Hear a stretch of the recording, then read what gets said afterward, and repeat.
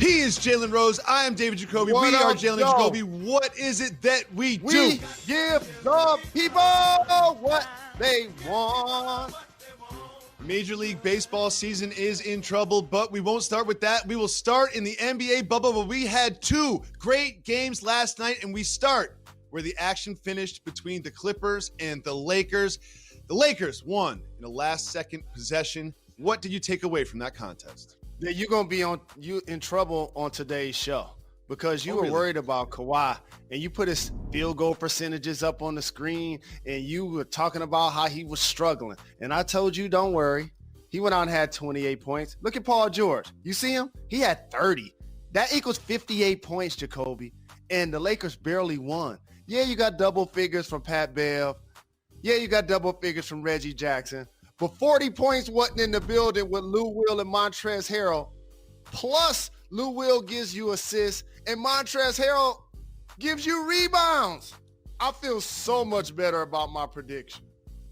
You feel better about prediction. I just want to remind you that the Clippers lost the basketball game, and they had absolutely no answer for Anthony Davis. There is no one on that team in the bubble right now that can guard Anthony Davis. I think Harrell will probably slow him down a little bit, but they put him in the post. He got threes. He caught lobs. He created his own dunks. He was doing everything for this team. And Jalen, when you look at the 4 games that they have played this season, this isn't a fluke. He gets to the line almost 12 times a game. 28 points a game. Now, this is not a small sample size. This is 4 games. Jalen, they just don't have any answer for Anthony Davis. And I think Montrezl Harrell helps that, but he doesn't fix that problem. And that's why I still have the Lakers over the Clippers in a 7-game series. But even you have to admit it's pretty close. I tried to tell you that. He's been an all-NBA performer basically since he got into the NBA. One of the top players in the league. I started to know I was really good at this job when I try to be objective about people that everyone loves, for example, like a LeBron James, who I love too. I was even accused of being jealous of LeBron because I'm not as good as him, or even because he started a school. Let me bring some objectivity here, okay? Dwayne Wade was an all-star and a champion before he played with LeBron. Kyrie Irving and Kevin Love and Chris Bosh were all all-stars before they played with LeBron. They had 3 all-stars in Cleveland.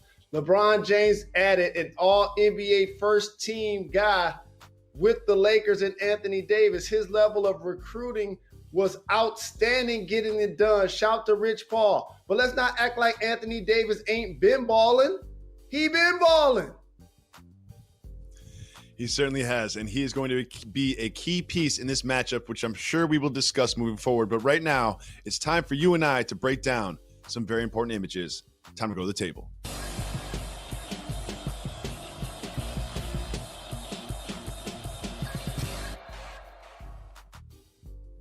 Jalen, I was so happy to see LeBron James in the bubble with the gray beard going and the bald spot going. However, things have changed. Look at the difference between LeBron early in the bubble to LeBron last night. Tell us exactly what happened there on the side of his beard. LeBron James is a seasoned vet, and like Boogie said when he came on the show, you don't normally see a guy in the league leading the game in assists with a great beard. And so if you're going to be the old man at the spot, it can't be gray all of the time, Jacoby, if you don't have to have it gray. So if you can get it touched up every now and then, you should. Watch me on Countdown tonight. You won't see any grays then either. Some tells me that maybe that famous hairline is getting a little help. Is that what you're trying to say? No, the hairline don't get no help now. Okay. I know I got a lot of haters that try to act like this ain't me. Yeah, this is definitely me. Don't get it twisted. You know what I'm saying? Ever. Big shout out to your barbers. And Jalen, it's time to pivot to something extremely important that happened before the action. Right before the game started during the national anthem, all of the coaches and the players on the court linked arms and took a knee for the anthem. What did it feel like to see that image? I'm glad you used the term feel in the question because I realized that I got emotional realizing what was taking place because as an athlete and as somebody that's been a pillar of trying to create social change for people of color and watching sports, how it's progressed. Tommy Smith and John Carlos, what they did in the Olympics, they were vilified for it. And they never really got to work or really never got forgiven. Muhammad Ali, the exact same thing. You see the Ali Summit, the picture behind me. Lou Alcindor, Jim Brown, Bill Russell, Mahmoud Abdul-Rauf. I was a teammate of his, Jacoby. Colin Kaepernick. And each of the guys in situations that I named, they were vilified in America for taking the stance that they took. And I'm glad Colin Kaepernick really only had to deal with that for a handful of years. What about the other gentlemen that had to deal with it for decades? So as a black man, it was refreshing for me to see black power and unity be accepted by mainstream America, and everybody loved it and was not punished for it. That's really refreshing to me. Very well put, Jalen. It was certainly something that we expected, where there is a rule in the NBA that you have to anthem, and we both knew that Adam Silver was going to push that to the side due to these circumstances in the bubble.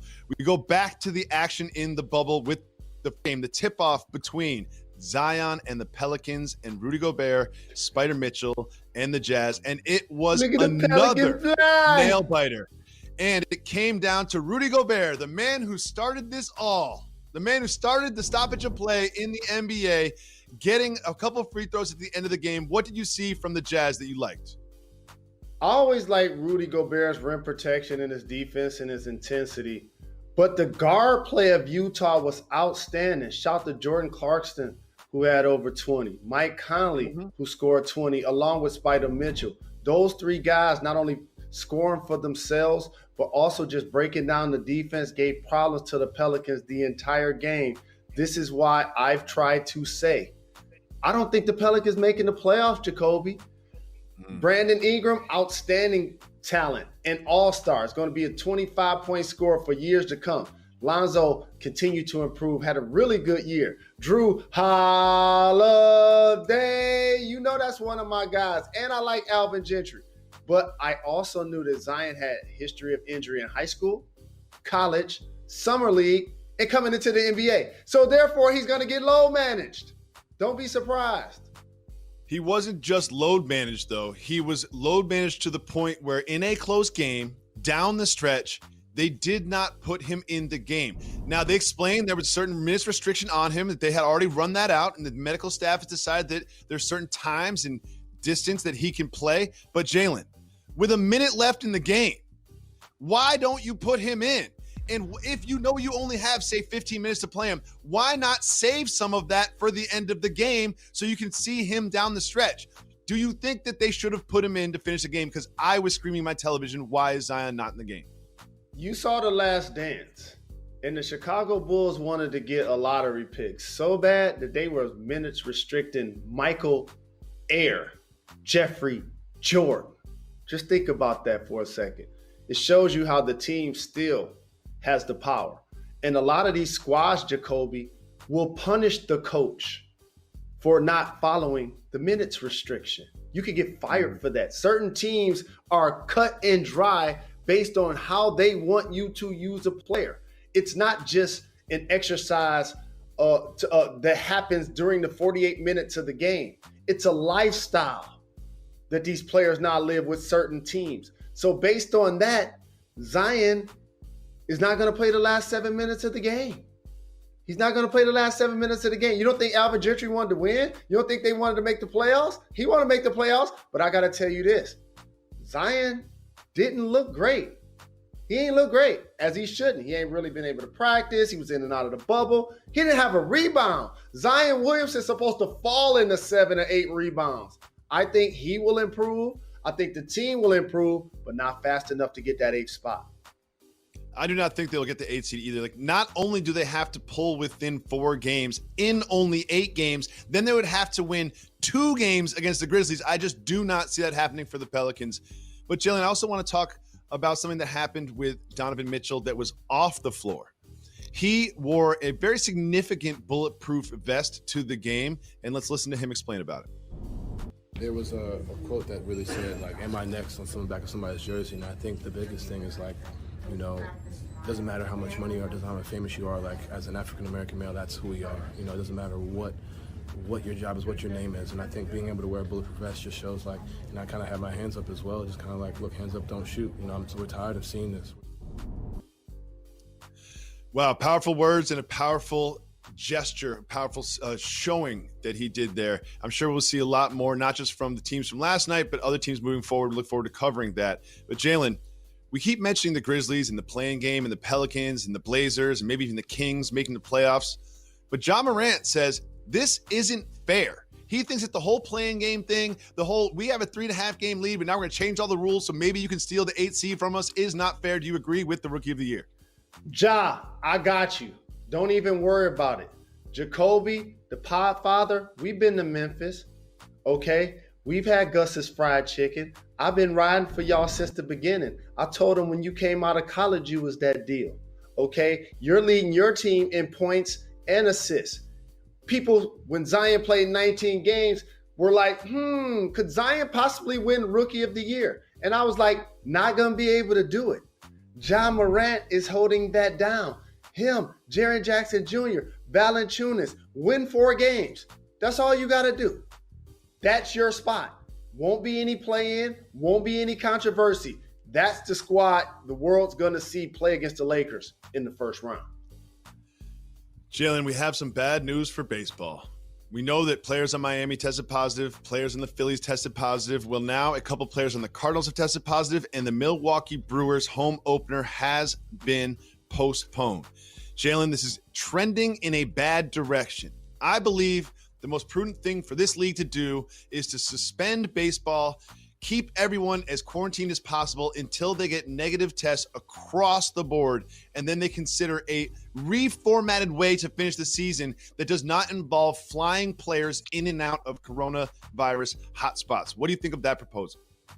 I agree with you because you're not getting to a World Series champion if the players don't get into a bubble.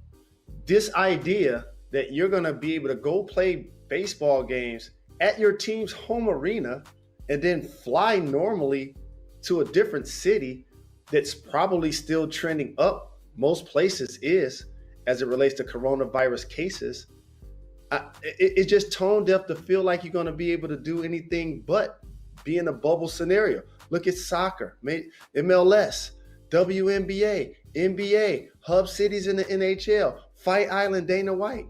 That's the only way you're going to get towards a conclusion. And big shout to Marquise Good. When I saw his interview on First Take today, quality young man. Jalen, I've got an update on Dak Prescott, Sabrina Ionescu, and Snoop Dogg right after this, so stick around. Welcome back to Jalen and Jacoby. It is time for Jalen's favorite segment where he decides what we discuss. It's time for Keep It Moving. If you would like to discuss the topic, stay, hit the brakes. If not, you can let the man jump in the minivan and keep it moving. We start with tonight's big Eastern Conference matchup between the Celtics and the Bucs. Keep it moving or hit the brakes. Jalen, we've got the size and Giannis on the Bucs against the small ball, speed, and wingy Celtics. What do you expect from this matchup? You just said it. Small ball Celtics versus the tall ball Bucs. And Giannis was watching the games last night, and I'm pretty sure he's going to come out and have a dominant performance. And I'm excited to see the Celtics. We talk so much about the emergence of Jason Tatum catapulting himself into all NBA status. We should talk more about the fact that Jaylen Brown also took a leap to all-star level status. If Kemba Walker and Gordon Hayward are both healthy, the Boston Celtics are as armed as any squad in the Eastern Conference. That includes the Bucs. It's true. When you think about it, Tatum, Brown, Hayward, Walker, I would not be surprised if any of them scored 30 points on any given night. That's always dangerous when you get into a playoff situation. Stephen Jones had an update on a potential Dak contract. Keep it moving. Keep it moving. He know what it's going to take to get it done. We keep it moving. Where's Jerry Jones? Haven't heard from him in a while. Tom Brady has a new old weapon with the Buccaneers. Keep it moving or hit the brakes. I hope Shady McCoy gets a ring. I was surprised they signed him at his age. That may be a spot that cost the Tampa Bay Buccaneers a Super Bowl. Keep it moving. We keep it moving. We keep it moving. Isaiah Thomas is making his pitch for the Knicks. Not the bad boy Isaiah Thomas. He deserves to be in the league, getting an opportunity to be a starter again. I'm rooting for you, IT. Keep it moving for now. We keep it moving. We keep it moving.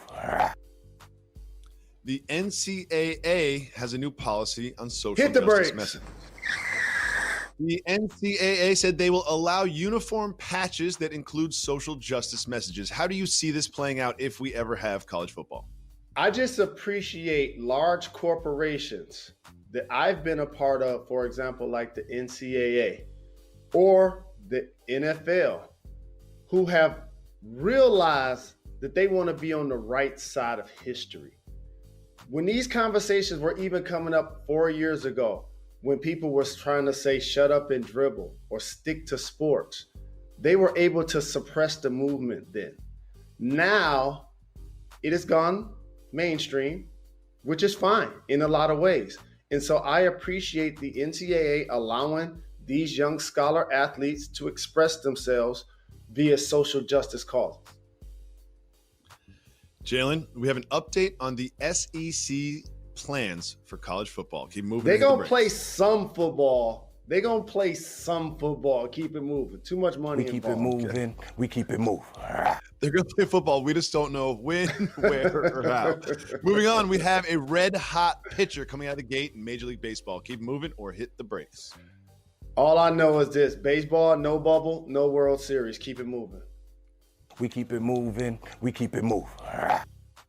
I always get you with these two words. Sabrina Ionescu. Hit the brakes. Sabrina and the Liberty will be playing the Dream tonight. Her first game wasn't great. Her second game, she was amazing. What do you expect from our queen, Sabrina Ionescu, tonight? So here's what I expect from our queen who had 30 in the previous game. She's going to get me double-figure assists. And Jalen and Jacoby, we owe you an apology, Sabrina.